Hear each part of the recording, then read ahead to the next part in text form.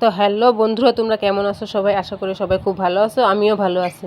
তো আজকে হলো 15ই আগস্ট, তো সবাইকে হ্যাপি ইন্ডিপেন্ডেন্স ডে। তো এটা হলো আমার ভাস্তি নিজের হাতে কালার করছে ইন্ডিয়ান ফ্ল্যাগের ইয়েটা কুর্তির মধ্যে একটা।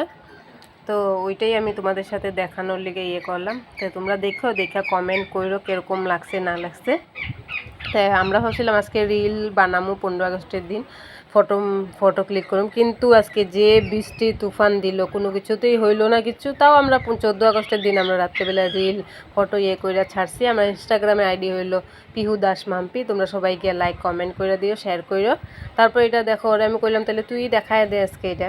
তারপর ওই দেখাইতেছে যে এটা কীরকম হয়েছে বললা। তা আমি শুধু আমার তো ভালোই লাগছে, তোমাদের এখন কীরকম লাগছে তোমরা কমেন্ট করে জানাইও। তা একটু কালারটা হইতো, তাও করছে, এটাই যথেষ্ট।